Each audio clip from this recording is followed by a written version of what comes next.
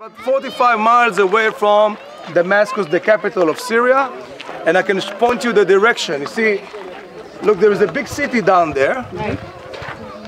That's a Syrian town. It's a Syrian town by the name Quneitra. Okay, going from Quneitra further northeast, you will get to Damascus. Okay, that's the direction that leads to Damascus. And again, we are not far, only 45 miles away. Okay? Passing or going through the country of Syria, you will get to Iraq, to Baghdad. 800 kilometers, so it's about 600 miles. Okay? And notice Prime Minister office, where? Jerusalem. Okay? Jerusalem, 243 kilometers, 170 miles, 160 miles away.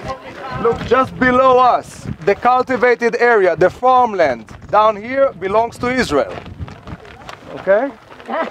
But then as you go straight across, you'll see an area with structures and trees. It is already Syria. Okay? Plus, of course, the lake and all the villages we see, and look at the main city, Quneitra, direction to Damascus. It's all Syrian land, Syrian territory. So the green is all Israel.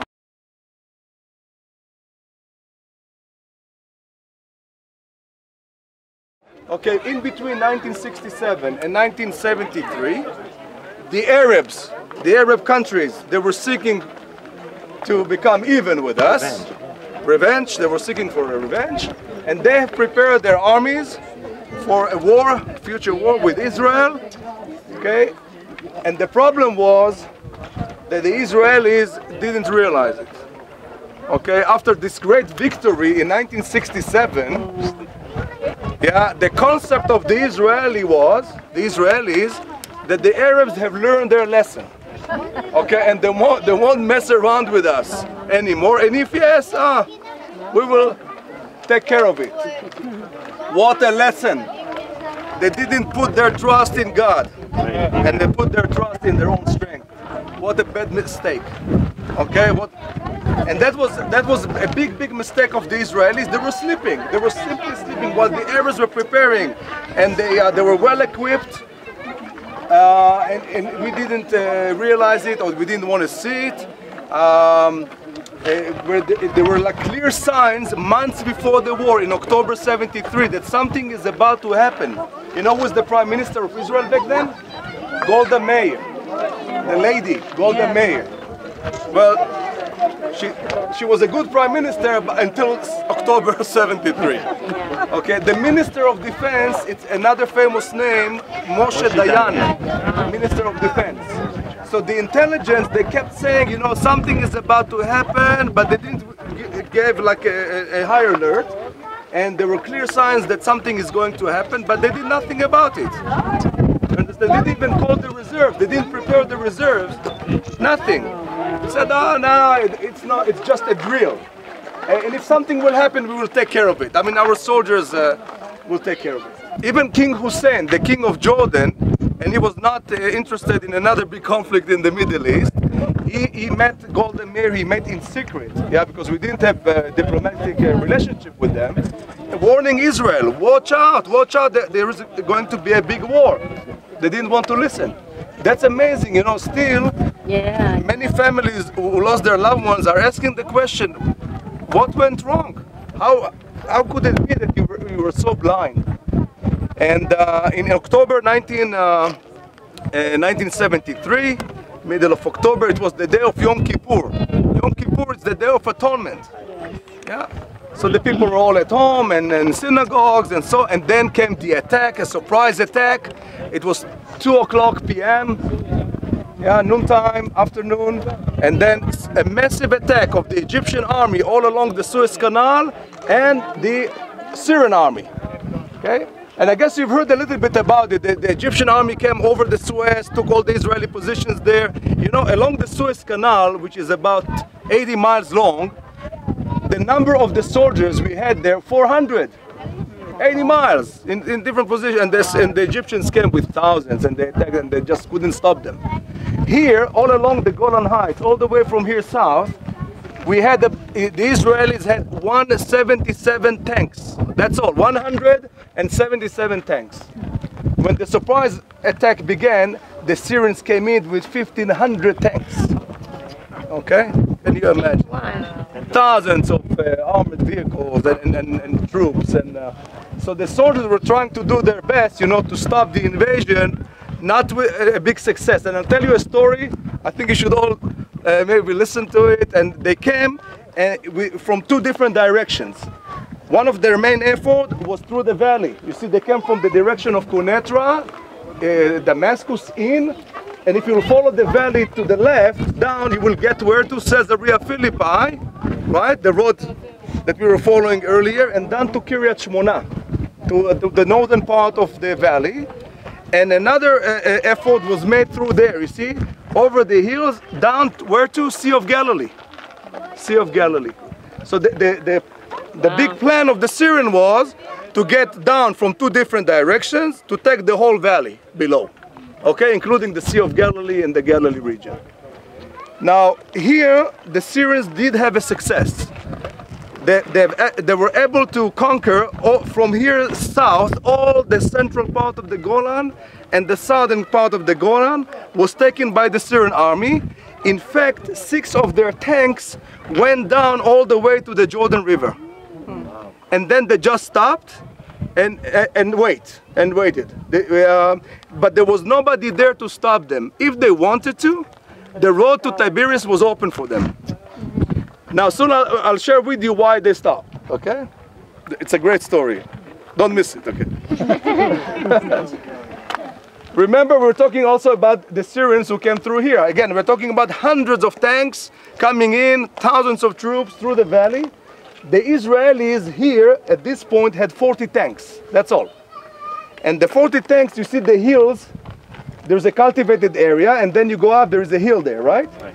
So some of the tanks were up on the hill, controlling the valley below, so they had an advantage point. And on the other side of the valley, there is another hill. So the tanks were from both sides controlling, and they began to target the Syrian tanks, had good hits, okay? But then after a while, they were running out of ammunition, okay? So, and the Syrian tanks, the Syrians did show determination, and they kept sending their tanks. And the thing is that they could make a big progress at nighttime. So when it started to be dark, we couldn't see them. And again, another big mistake of the Israelis, we didn't have the infrared, night vision equipment, and they did. So they were able to make a big progress at nighttime. The Israelis could hear them, but they couldn't see them. It was a big problem. So you could hear the tanks coming, but they couldn't see them. And then early in the morning, the Syrian tanks were all around them, in between them. Oh my God! It's amazing. Yeah, they went already on the hill, passing the line, and so the man or the Israeli commander who was here, responsible for this front here, he was trying, to encourage the soldiers to continue on with the fight. And you can imagine this. I'm talking about already 2 days that the battle went on. The soldiers were running out of ammunition. They were exhausted. They didn't sleep, and they became, as you'll say, zombies. They couldn't respond anymore. So he was trying to encourage them, to continue on, and they just stopped. All of us, they were just about to give up. Very famous story. The name of this commander was Avigdor Kahalani. Okay, Avigdor, he wrote a book after the war describing what went on here. He's, by the way, I think the greatest hero of the Israelis from that war. Okay, and he wrote that when he realized that nothing is happening with the soldiers, that they gave up, he gave like a speech in the radio. Okay, and he was telling them, carry on, because think about your children, friends, families at home. Where is home? Home is down here. If you won't do anything about it, this is the end. Okay, and indeed, that was the general feel among the Israelis during the first week of the war, that it's going to be the destruction, or they called it, of the third temple, that Israel is going to lose the war, and this is it. And so he was telling them such things, and he said that at some point, I'm going, because they were afraid to go up to the top of the hill. Syrians were already coming up. So he said, I'm going. If you want to follow me, follow me. If not, stay down. So you can imagine the commander, he's going up, and the soldiers couldn't stay behind. And they made another extra effort, went up with him, and with the ammunition left, they continued to target more tanks. And that was the breaking point for the Syrian army. When they saw the determination of the Israeli soldiers, all of a sudden it was like God's hand there. And they just turned back and went away. Hundreds of, and they've left the whole valley with tanks. There are photographs that were taken shortly after the battle. You see hundreds of Syrian tanks burning in the valley. So they just went back. Okay. Now some believe or say that because they were stopped here, the other generals who led the attack in the south were confused, didn't know what to do next, and they've decided to stop and to wait, see what is going to happen. Now there is another story to tell you. Okay, there is another story. One of the commanders, or the commander who led the attack, and he went with the tanks down to the Jordan, he was asked, why did you stop? Because there was nobody there. And this was his testimony. As he was looking up to the sky, he saw a small cloud as man's hand. It was very obvious. It was a cloud like a stop sign. Okay? And he became afraid. They all felt that there is something that pushes them back, that they cannot move. Wow. The hand of God. The hand of God. Oh. Yeah, I think Gives so. you chills. Gives you a Yeah, chill. I just got a chill. Okay, now because they were defeated here and they stopped down there, that was the time we needed to send the reserves. Okay, because during that time the reserves were getting ready at the central part of the country, so it took them at least a day and a half, 2 days to get here. And when they came, the Syrians were pushed back. We recaptured the Golan, the high ground, all the Golan Heights, and we pushed the Syrian army far away. Quneitra was taken by the Israelis. All this land that you see was taken by the Israelis when the war was over. After 19 days, Damascus was like in a cannon range of the Israelis. Like, we were like 20 miles away from Damascus. That's how the war ended, with the Israeli army at the gates of Damascus. Okay? But then the decision was not to go further. We stopped, and after the war, the negotiations began between the Israelis and the Syrians. Henry Kissinger was here a lot, and he was trying to negotiate between the two sides. They didn't reach a peace treaty, but a ceasefire agreement. And it was agreed that the Israelis will pull back to the border as before the war, as it was before the war in '73. Okay, the UN will stay in the middle. Okay, and that's how the war ended.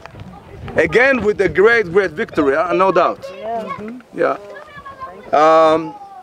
Also in the Sinai, we had a big success. Ariel Sharon, he was the general in the south, and he managed to go across the Suez Canal with his army, with his unit in between the Egyptian forces, and surrounded the Egyptian army. Okay, from all sides. They were like crying out to the Russians, to the Americans, help us. There was nobody there again. I mean, he went in between and then surrounded them from all sides. Now, they are claiming victory, but never mind. Yeah, it doesn't matter. Of course they are. Yeah, it doesn't, we thought, let them believe that, okay, they had the victory to gain their pride back. And that's what made it possible to sign the peace treaty in '79. Okay, so what a story, huh? Yeah. But you see, realize how small the country is. And when the Israeli soldiers, when they go to war, home is down here. Okay? Where is home? I mean, we are 160 miles away from Jerusalem. So you see, we are surrounded. You have Lebanon up north, Syria, Iraq, Jordan, Egypt in the south. Small country surrounded by hundreds of millions. It's crazy. That's crazy. Cannot do it without God. No. I don't think so. How many Israelis are? 6 million? Over? Yeah, a little bit over. How many Arabs around us? 300 million or more? Yeah. But you see, they are not united. I mean, they are fighting among each other. But there is a prophecy about it, yeah? There is. Damascus will be gone, will be destroyed. There is a great prophecy about, I'm sure you know that, yeah? One day. It's Isaiah, right? Isaiah 19, I think, talks about it. The destruction of Damascus. And it's happening right now. Okay, what we'll do next? Was a good story? Oh, yeah. right. Awesome. Right, yeah. Okay. Yes.